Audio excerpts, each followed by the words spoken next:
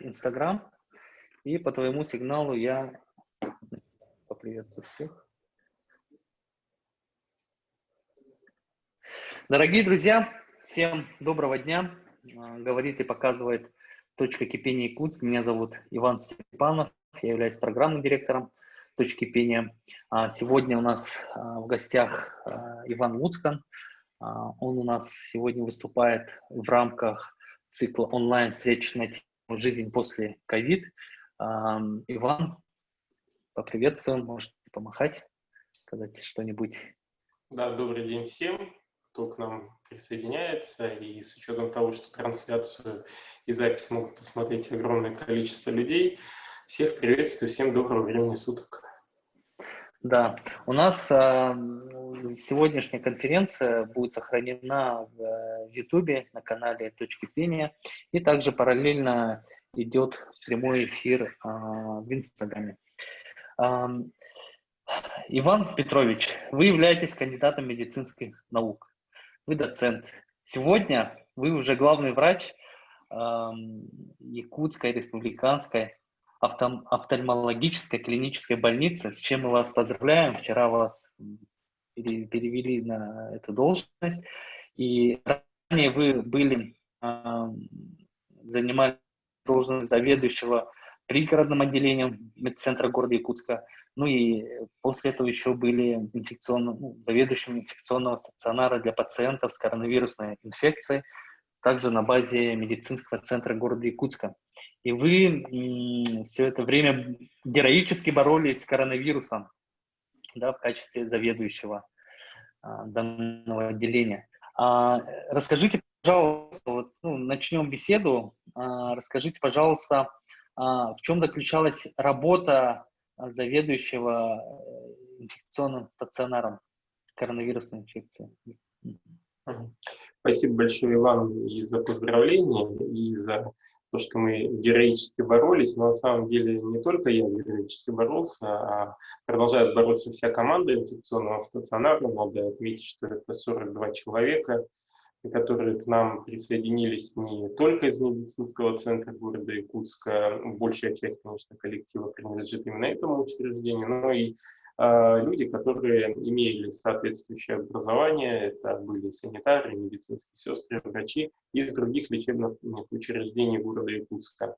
У нас работали и специалисты с РБ-2, и с Якутского республиканского наркологического диспансера, психоневрологического диспансера.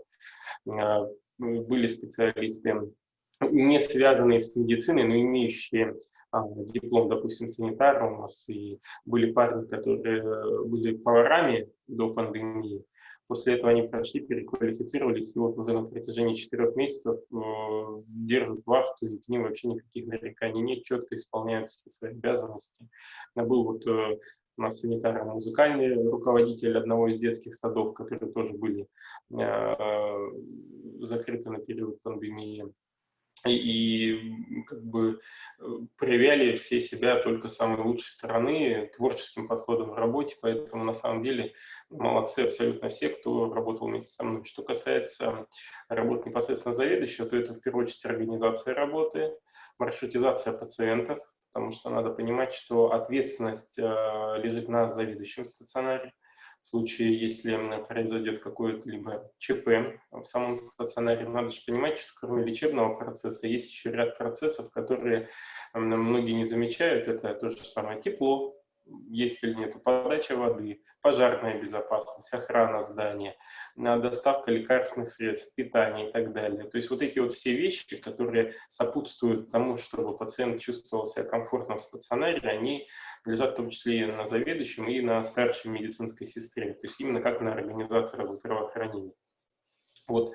Некоторые это не замечают, думают, что у нас только занимаются лечением, но это не так, потому что лечение – это комплекс мероприятий, в которые входят те, которые я и выше перечислил. Да, Иван, уже отметили про те пункты, которые мы хотим сегодня осветить. Это организация работы, это лечение пациентов и еще и маршрутизация пациентов. Вот, и давайте про поговорим про пациентов непосредственно, какие они, как вот они себя ведут, да, потому что человек заболевший, это человек, попавший в неопределенность и в очень такую сложную психологическую такую ситуацию. Ну, у нас на самом деле вот за почти 4 месяца, сколько я отработал в отделении, и за то время, сколько моим еще коллегам предстоит работать, каждый месяц он был уникален.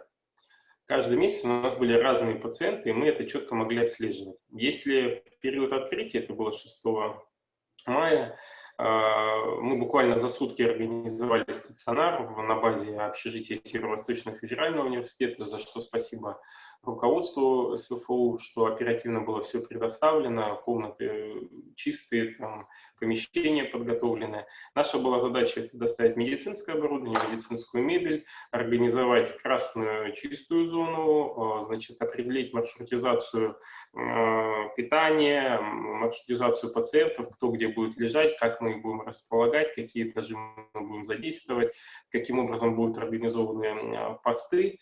И первыми нашими пациентами это были как раз-таки студенты СВФУ.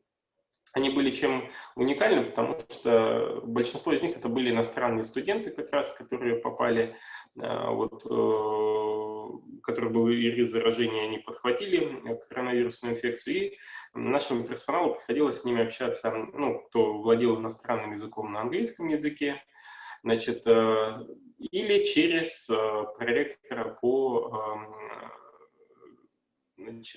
по международному сотрудничеству с СФУ, это Владимир Кугунуров. Вот. Он у нас был таким определенным посредником, они писали туда, он мне, и вот мы пытались решить каждую проблему. То есть он был тоже соучастником лечебного процесса. Значит, они там говорили, вот там воду надо принести, еще что-то. Ну вот, и вот такие даже мелкие вопросы решали. Они были достаточно такие стабильные пациенты, все прошли лечение у нас, никого мы не переводили от нас. Значит, конечно, была определенная паника, волнение, особенно когда было недопонимание определенное. Они первый раз с этим столкнулись. Понятно, что был определенный стресс, но тем не менее все в добром здравии были выписаны ближе к концу мая. И вот этот очаг был оперативно погашен, и, в принципе, новых заражений там не выявлялось. Большинство из них, я знаю, отправилось домой, вывозными рейсами они уехали, но вот в ближайшее время, видимо, будут уже поэтапно когда-то возвращаться. А далее уже пошли пациенты, которые из Якутска, и близлежащих районов и пригородов. Это уже были наши местное население. Значит, тут уже были, конечно, свои особенности. Это вопросы телефонного права, когда люди звонили через родственников, через горячую линию Министерства здравоохранения. Было иногда недопонимание того, как происходит лечебный процесс, и мы с каждым индивидуально отрабатывали. То есть врачи, медсестры выходили к пациенту, всегда объясняли, какой у него будет режим здесь, каким образом он может к нам обратиться, кому мы можем давать информацию о состоянии его здоровья. Значит, и когда вот это понимание приходило, то наступало полное взаимопонимание уже между медицинским персоналом и пациентами. Конечно, бывали случаи, ну, такие не совсем приятные, когда некоторые писали на нас жалобы в Следственный комитет, в прокуратуру, что мы их там незаконно удерживаем и так далее, хотя при этом люди сами добровольно давали свое согласие на госпитализацию. Значит, ну вот это было, конечно, неприятно, когда и на допросах мы присутствовали, и на опросах, когда вроде бы пытаешься помочь человеку, а тут же тебе прилетает, что якобы мы незаконно кого-то удерживаем. Нет, у нас не было такого. Мы предупреждали людей об ответственности, если в случае, если он самовольно покинет стационар, потому что он мог попасть и под уголовную сам статью, и под кодекс об административных правонарушениях за нарушение режима самоизоляции при положительном анализе на коронавирусную инфекцию. Ну вот в большинстве случаев, конечно, понимания было. Вот. Но были и вот такие не очень приятные моменты, но главное, что человек выздоровел и вышел от нас здоровым. И мы как бы исходим из этого. И вот как раз-таки мы заметили, что вот в июне больше стало поступать молодежь. Где-то с середины июня и вот по сегодняшний день уже возрастной состав поменялся. Уже поступают абсолютно все, потому что молодежь, видимо, стала поступать после майских вот этих праздников, когда шашлычки, дни рождения. Вот, кстати, по дням рождения тоже интересный. Мы мониторинг проводили. Ну, допустим, у человека день рождения там 20 мая, а 27-го он у нас. Там 25-го, 31-го он у нас. То есть вот сразу было понятно, где был, где было заражение произошло. Почему и говорят, что вот эти вот такие большие тусовки и компании, особенно вместе, если долгое время проводят, там, пьют из одной кружки там, и так далее, это ни к чему доброму ничего не приведет, потому что человек заразен даже в период инкубационного коронавируса, и, соответственно, вроде бы по внешнему виду там, ему и не скажешь, что он больной, а на самом деле он заражает всех вокруг. Поэтому вот эту вот особенность надо тоже иметь в виду. Далее у нас уже стали поступать, вот я, как уже сказал, лица разных возрастов. И здесь надо было отметить, что очень много это было связано с общением лиц пожилого возраста с родственниками, с внуками. Прямо, ну, сами люди уже об этом говорили, да, вот ко мне внук приехал, ну, чуть-чуть сопельки были, но мы виду не придали, ну, а потом вот результат. Или там с соседкой по даче мы там вместе встретились. Одна бабушка, я помню, вот сходила на похороны к своему родственнику. То есть вот какие-то такие вещи встречались, и люди-то не осознавали опасность, а уже когда петух жареный клюнул, и когда уже и температура пошла, и соответствующая симптоматика, уже обратились, а там уже и пневмония уже на компьютерной томографии, причем не только участок матового стекла, кто обычно так, а уже там первая, вторая степень. То есть, конечно, это ухудшение состояния и не совсем хороший прогностический дальше период для лечащего персонала, потому что быстрое ухудшение может привести к осложнению. Вот. А сейчас, вот, даже перед уходом поступали абсолютно все. Как говорится, от мала до велика. У нас самому нашему маленькому пациенту, это и годик был всего лишь, 19-го года рождения, вот он вместе с мамой поступил, такой счастливый парень, веселый. Всегда, когда мы к нему заходили в костюмах, видимо, он представлял нас в миньонах и всегда улыбался и радовался. Ну и мама такая тоже хорошая, культурная, вежливая, тоже очень так по-человечески с медицинским персоналом. Мы им, конечно, создали все условия, потому что у нас были и беременные женщины, и беременных, безусловно, мы отдельно в палату клали, и были лица с подозрением на опасные инфекции, ну, как туберкулез, это тоже, конечно же, отдельные боксированные палаты для них были. Поэтому вот каждому таким индивидуальный подход пациентам находили. Далее, значит, вот что касается пациентов, то это были и корпоративные заражения, когда на работе вот были совместные мероприятия или долгое время находились в одном помещении, таком небольшом, замкнутом. Такие были заражения вот от домашних, семейный контакт, и, допустим, те лица, которые выполняли свою непосредственную работу, там, специалисты в области ЖКХ, Министерство внутренних дел, которые активно общаются с людьми, конечно, у них риск заражения достаточно высокий, ну, так же, как и у медицинских работников. К нам тоже попадают. Достаточно интересная работа, специфическая, но надо отметить еще и особенность течения коронавируса, что все-таки мы обращали внимание на психическое состояние пациентов. И уже научные статьи по поводу этого есть, что вирус влияет на вот это состояние в том числе. То есть человек становится раздражительным, иногда ведет себя не совсем адекватно и так далее. И, естественно, это мы тоже учитывали, когда с пациентами вели беседу. То есть у нас еще были психологи и есть психиатр до сих пор в штате отделения, которые соответствующую работу проводят с пациентами. Ну, кто нуждается, конечно, в их помощи. Да, Иван, много прям так и много всего уже стало уже и понятно. Но вот относительно пациентов, да, основной вопрос был. Действительно, люди же разные, да? Разного темперамента, разного характера люди. И другие наши тоже гости вот таких онлайн-встреч отмечали, что есть люди, которым хочется по башке дать, да, допустим, там, наш друг Александр Григорьевич говорит, вот, отношение к медперсоналу, к врачам, оно очень такое, ну, у некоторых грубое. Это неправильно. Наоборот же нужно выстраивать такое человеческое отношение, да, чтобы протекало, ну, лечение гармонично, и от того, как пациент и лечащий врач взаимодействуют, от этого и зависит ход выздоровления вообще, ход лечения и выздоровления самого человека.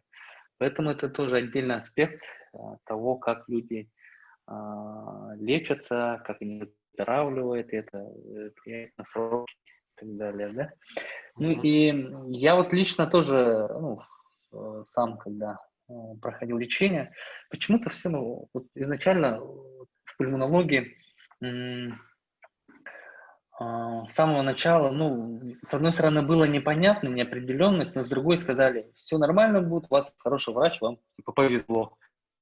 Все хорошо, и все спокойно у нас там в целом в палате люди, ну, адекватно относились. Вот. Иван, а расскажите, пожалуйста, вот с точки зрения управления, да, организации работы, вот отмечали про такое понятие, как маршрутизация пациентов, еще и дифференциация, да, это такие сложные термины для простых граждан, простых людей, вот рассказать об этом. Хорошо, спасибо, Давань. Ну вот я дополню в плане врачей. Ну, во-первых, я хотел бы поблагодарить Росгвардию, которая дежурила у нас в Аграде по решению оперштаба при главе республики. Значит, и в случае, если вот такие вопросы возникали, когда идет определенная неадекватность и так далее, то есть сотрудники оперативно реагировали. Поэтому врачи чувствовали в данном случае себя в безопасности, но я и свой персонал настраивал, и сейчас вот заведующая Ирина Афанасьевна Выгузова, она тоже вот такого же мнения, как и я, мы в первую очередь всегда повернуты лицом к людям, у нас нет никакой агрессии, мы понимаем, что они поступили с болезнью, у них есть внутренние переживания, и мы всегда старались найти каждому подход, у нас не было грубости по отношению к пациентам, если кто-то там скажет, что ему там грубили, но это не про наш стационар, да, возможно, кто-то там кому-то там показалось и так далее, но на самом деле у нас вот и я такую политику вел, что надо всегда к пациентам относиться вежливо, с пониманием той ситуации, которая есть. Ну и сами пациенты, надо отметить, понимали, что они видели, какая тяжелая работа ходить в СИЗах медперсоналу по 6 часов вот смена, потом перед сменкой опять заходишь.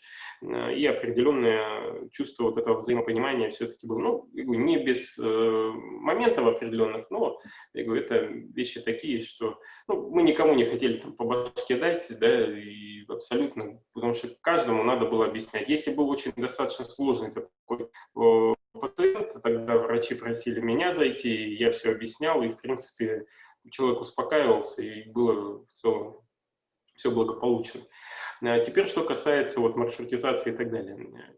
Кроме ковида, все подумали, что, конечно, болезни исчезли. Ну, далеко не так, болезни все равно сохраняются, и пневмонии тоже бывают разные.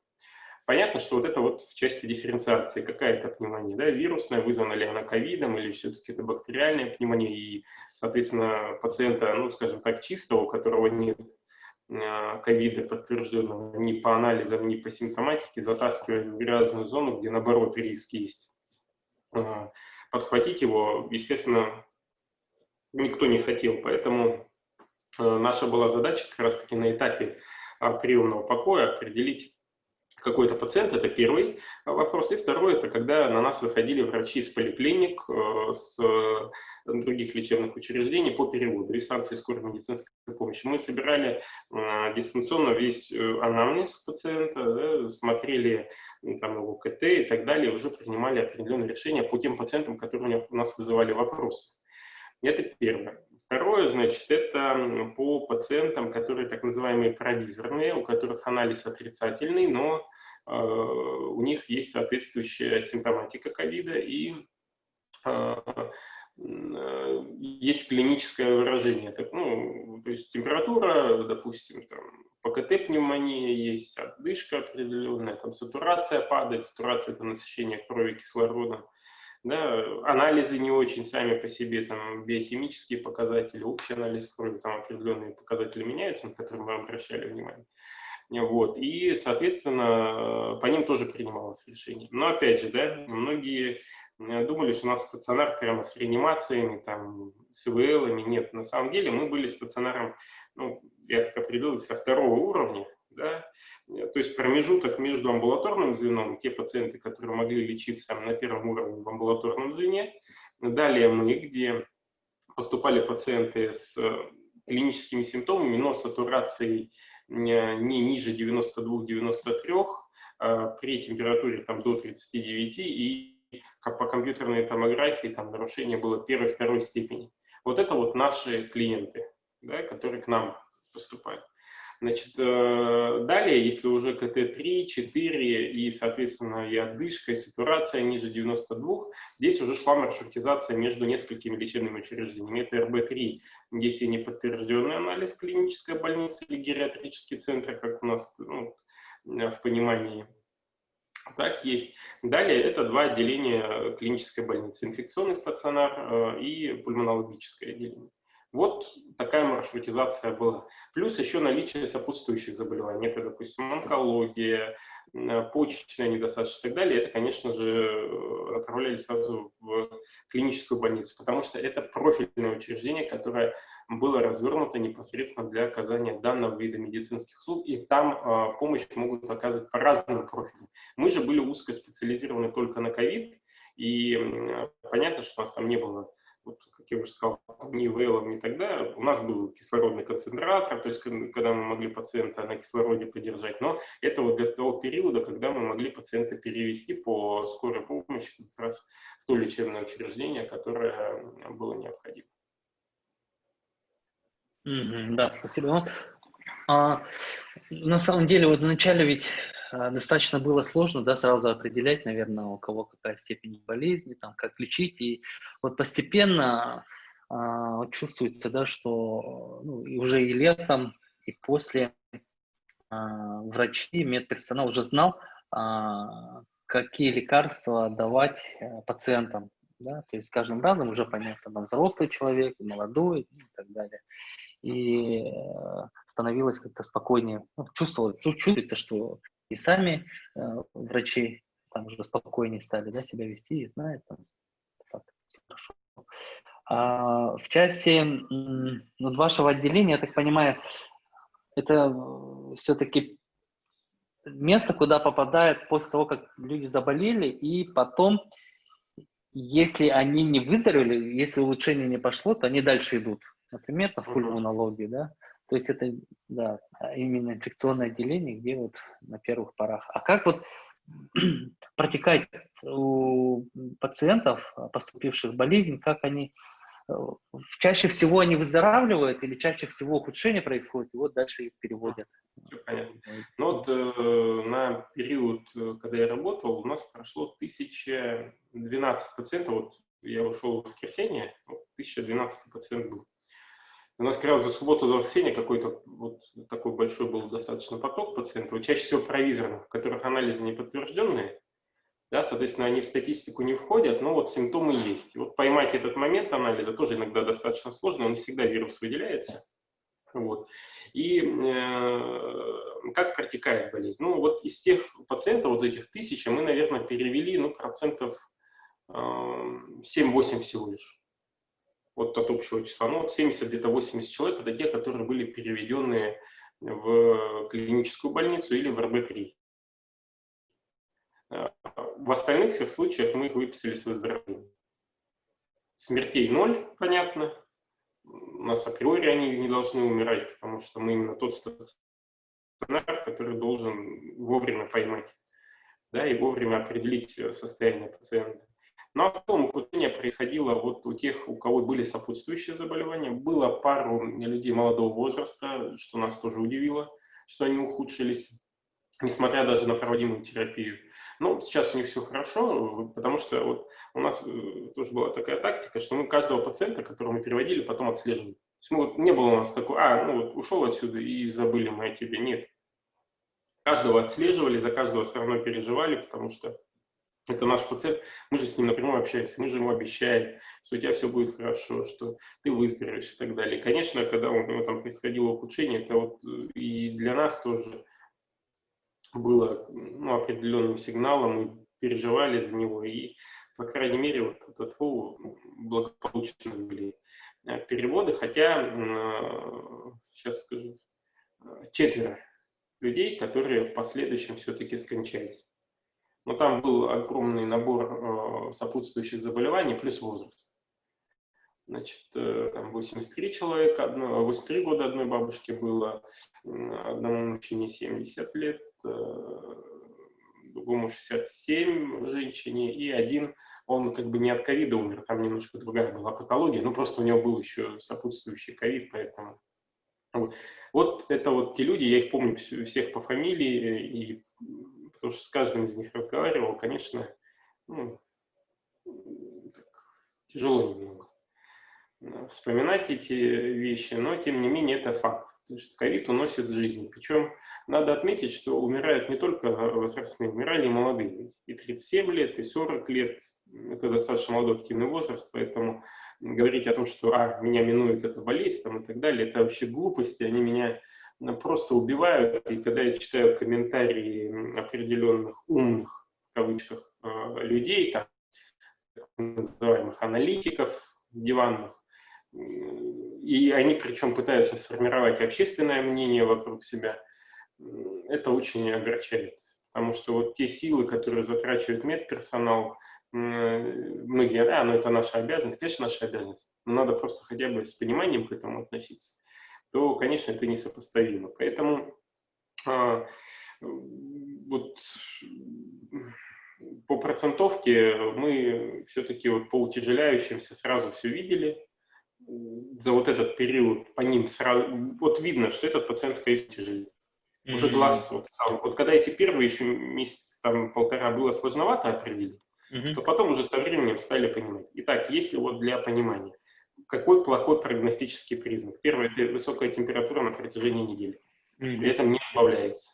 Нарастание отдышки, кашля и боли в груди. Значит, снижение сатурации. Да, вот это вот плохие прогностические признаки. Это, скорее всего, пациент ухудшается. И у него он может быть переведен в реанимацию, ну а в последующем может быть и подключен к КВМ, ну, в зависимости от того, что у него есть.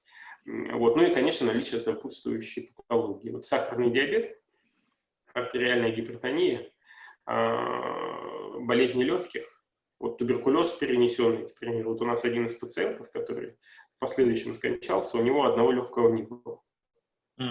Вот. Хотя он вроде бы как и стабилизировался, но все-таки потом болезнь взяла свое. Он достаточно долго потом еще лежал, но тем не менее не удалось его спасти. Вот. То есть вот как бы такие моменты есть, на них надо обращать внимание.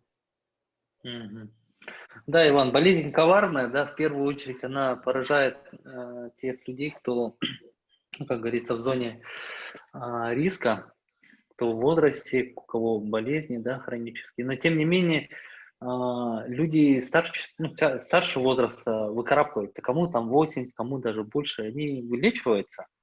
Это здорово, да, и тоже хочу отметить, люди будут смотреть и задаваться вопросом, как это получается. Во-первых, ну, как уже говорили, настрой и лекарства на самом деле, да.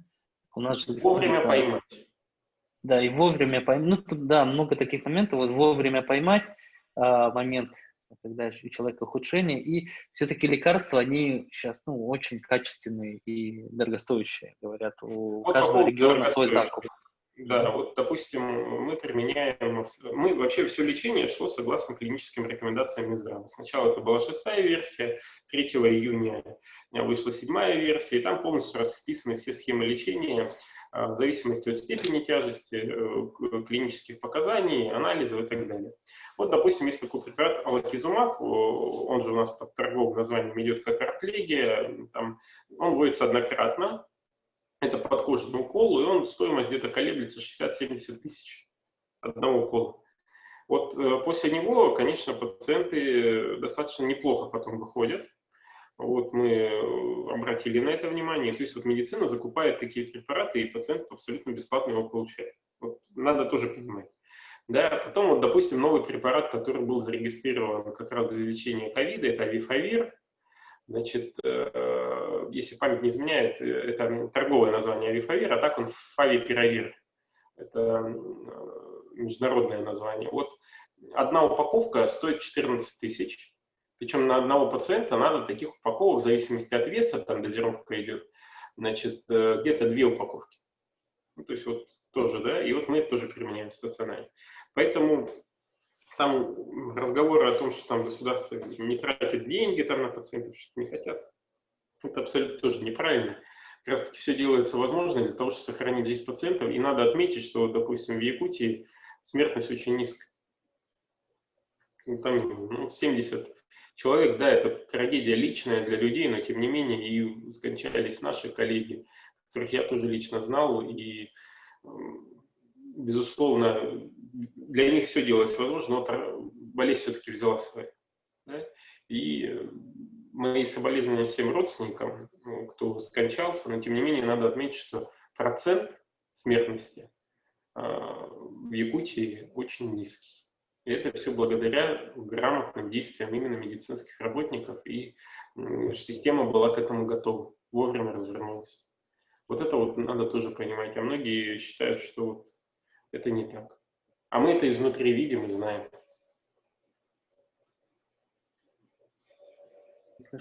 Да, Иван, вот я что говорю, да, многие врачи, которые борются с коронавирусом, они сами переболели, сами прошли через это, и не секрет, да, что Иван тоже там, так случалось, и у вас, вот, соответственно, изнутри сами медики знают, да, высшей категории, и вот дальше как будет, ну, тоже вопрос, потому что, ну, вот если говорить про реабилитацию, как себя будет вести этот вирус, потому что он новый, много неизученности, да, вот, и вот есть вопрос по реабилитации, но до этого хотелось бы узнать еще, Иван, твое мнение относительно осеннего периода, когда вот обострение ОРВИ, грипп и так далее, и плюс относительно вакцины. Вот официальное мнение официального да, врача. Значит, что касается вакцинации, ну, во-первых, уже было сказано, что это дело добровольное, и каждый принимает свое решение в части вакцинации. Что касается меня, я бы, наверное, ее поставил. Да, но почему вот сейчас идет определенное недоверие? Ну, во-первых, говорят, все быстро. Да, действительно, достаточно быстро, интенсивно вакцина была зарегистрирована, но сейчас все равно проходят постклинические испытания. Значит, 40 тысяч добровольцев было уже отобрано дополнительно для того, чтобы провести. Вот. Поэтому вот как появится больше информации о вакцине, тогда, может быть, будет проще людям принимать решения. Вот когда откровения очевидцев, да, когда простые люди, вот, которые там не какие-то, ну, скажем так, подставные утки, да, вот правда, вот из знакомых, вот ковида же тоже все сначала не верили в ковид, а начали верить только тогда, когда знакомые переболели. Вот я думаю, так же с вакциной будет. Вот, когда знакомый кто-то свой там поставит, кому-то вот веришь, с кем ты там дружишь, общаешься много лет, вот тогда, наверное, придет понимание, что вакцинация – это дело хорошее. Но пока у нас в обществе взгляды разделились, 40 за, 60 против, ну, скорее всего, так и будем в ковиде жить еще долго, пока мнение не поменяется. Вот. Поэтому давайте дождемся официальных результатов исследования, дождемся полной информации в этой вакцине, какая она по себе живая, инактивированная, или там вообще антитела выработаны. То есть вот тут надо посмотреть, что она из себя представляет. И после этого уже говорить о том, как ее применять. Хотя я, допустим, знаю, что, безусловно, и наше министерство уже заказало вакцину для жителей республики. И, конечно, надо понимать, что желающие они все равно будут. Потому что иммунитет надо сформировать. Ага. Да, и значит, смотрите, вот все-таки неинформированность и в самом начале она тоже влияла на население, отношения к тем мерам, которые принимаются. И даже некоторые меры это еще и не сняты, меры ограничений. И все это зависит от того, как мы, ну, как общество относимся к лечению, предосторожностям, допустим, те же маски носим, не носим. Это тоже очень такой важный момент, так или иначе, возможно, не такой, что человек где-то случайно зацепит там, в общественном транспорте, на работе, в магазине. Вот я когда заболел, тоже сам не особо понял, где как, но примерно понимание есть. Вот, поэтому это тоже касается вакцины, я тоже считаю. Я многого не знаю про вакцины, но читаю, смотрю, и пока четкого там тоже для себя решения не принял, но надо доверять медицине, я считаю, здравоохранению и вырабатывать, помогать своему организму вырабатывать иммунитет. Да. Вот. Мне хочется, тоже это для нас риск, которые переболели, еще раз, не дай бог, по второму. Вот. Давайте, Иван, в заключение, отдельно этот блок по реабилитации. Какое видение по поводу прохождения вообще реабилитации лиц переболевших и как все это нужно делать, мнение специалиста? Во-первых, уже и у нас в республике приказ Минздрава был издан о проведении реабилитации на базе санатория в Абалахе, Мегино-Кангаласском Улусе. Значит, уже маршрутизация определена, и до терапевтов доведена маршрутизация, каким образом, с какими последствиями можно госпитализировать. Это КТ-3-4, допустим, у кого было сопутствующие заболевания, значит, отсутствие противопоказаний к санаторно-курортному лечению и так далее. То есть перечень этот есть, он достаточно просто обширный, и у терапевтов на участках он имеется. Да? То есть надо уже через районные или городские поликлиники, через своих терапевтов этот вопрос решать. Я хотел сейчас об одном проекте рассказать. Буквально вчера мы общались с коллегами лидеров России, специализации здравоохранения, с участниками. Это одна из участниц, мы с ней пересекались в одной из команд, лидера Гальмудинова. Она создала проект по реабилитации абсолютно бесплатный для всех желающих. Это как раз по дыхательной гимнастике, по курсам лечебной физкультуры. И если зарегистрировать, сейчас я попробую показать, да, если у меня... Так, у меня надо разрешить демонстрацию. Да. Просьба, да, сейчас я попрошу, чтобы дали. Я покажу сайт, куда можно зайти, зарегистрироваться, и там запись онлайн идет. И, как мне известно, там можно как раз дистанционно определенные упражнения поделать под контролем врача, реабилитолога, научно-исследовательского центра медицинской реабилитации и курортологии в Москве. Можно, да? Да, Иван, попробуй. Говорят, что лучше можно. Так, сейчас, секундочку, я найду. Вот. Видно? Да, сайт виден, ковид рехаб. Ковид рехаб, да. Заходишь, запись в группу, да, зарегистрироваться, и через этот сайт можно потом в последующем получить соответствующие реабилитационные мероприятия. Но так надо понимать, что любая реабилитация необходимо консультироваться с специалистами в области здравоохранения, потому что принцип Гиппократа, который уже многие века мы используем в медицине, это принцип «не навреди». То есть все должно быть аккуратно, все должно быть с осторожностью, без всяких перегибов, палок, и тогда определенного результата мы сможем достигнуть, и качество жизни пациента улучшится после перенесенного заболевания. Иван, да, я тут на самом деле некоторые моменты нашего разговора фиксирую. Этот сайт, адрес www.covidrehab.ru, правильно? Зафиксировал. Хорошо, отлично. Информация очень важна. То, что мы здесь получаем от специалистов информацию, мы частично отдельные аспекты их в раздел «Жизни после ковид» размещаем на сайте, на портале OneClick Якутия. И там же наши записи тоже сохраняются. Поэтому в дальнейшем, если вдруг коллеги или заболевшие люди не будут интересоваться, можно отправлять туда, на этот республиканский портал, который будет полезен нашим гражданам. Иван, и в заключение рекомендации во время реабилитации. Что можно сказать? Ну, надо просто беречь себя, да, надо понимать, что иммунитет формируется не у всех после перенесенного заболевания. Для того, чтобы определить, есть он или нет, надо пройти процедуру ИФА и определить, есть ли антитела G в организме человека. Если есть, ну, тогда человек может определенным образом радоваться, у него есть иммунитет, есть определенная защита его же организма от коронавирусной инфекции. Если же нет, то надо, опять же, соблюдать все меры безопасности, потому что риск повторного заражения, он имеется для тех, у кого антител нет. Вопрос, как пройдет во второй раз, ответа нет. Он может пройти намного хуже, может пройти просто как носительство. То есть, опять же, как известная поговорка, бабка надвое сказала, и здесь тоже это характерно. Значит, вот на моей памяти в Якутии повторных заражений не было. Ну, вот мы с коллегами тоже пытались общаться.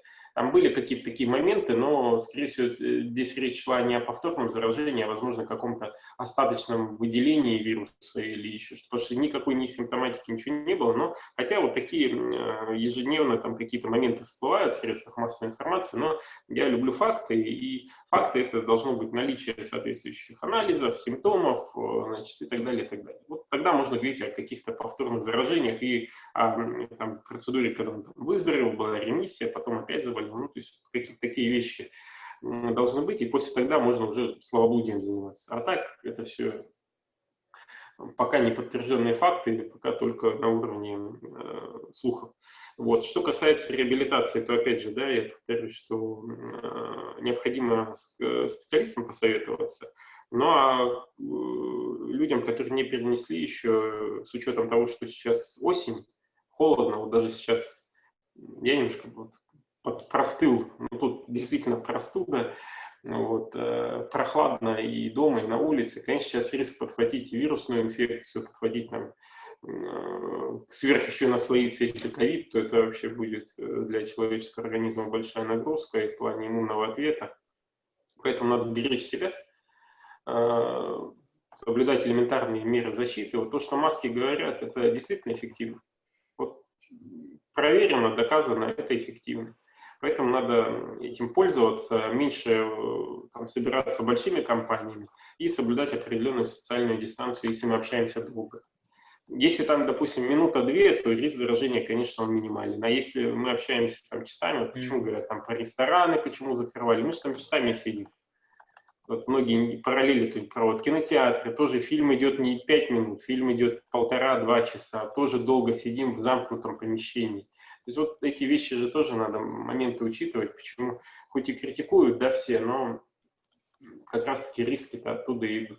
Почему массовые мероприятия, почему всех рассаживают там, да, вот на определенное расстояние. Плюс сейчас с отпусков начнут люди возвращаться, с районов начнут возвращаться. Вот мы же сейчас видим, что болезнь в районы пошла, потому что все туда поехали. Сейчас оттуда вернутся в Якутск, сейчас опять в Якутске, возможно, возникнет какая-то трудность. Все же зависит сейчас от людей. Все же думают, что система здравоохранения вот должна, да, за всех. А мы-то уже боремся с последствиями. С последствиями уже заражения. Если человек заразился, то как бы тут уже все равно медицина будет его лечить. Поэтому вот это тоже надо понимать. То есть многое зависит только от человека, и даже у нас в общественном здоровье и здравоохранении есть определенный принцип дисциплины, что здоровый образ жизни вообще в целом человека определяет состояние его здоровья на 60-70%. А вот все остальное, качество здравоохранения там, и так далее, и так далее, и так далее. Вот в основном это образ жизни человека. Поэтому вот я желаю всем, чтобы наш образ жизни соответствовал понятию здоровья. Спасибо, Иван, большое, да, за рекомендации, советы. И действительно, вот очень же простые, да, такие меры нужно применять. Это маску носить на всякий случай, хотя бы даже, да, соблюдать дистанцию. Это действительно, вот иногда приходится по работе там встречаться и сразу говорить: коллеги, давайте вот придерживаться дистанции, мало ли.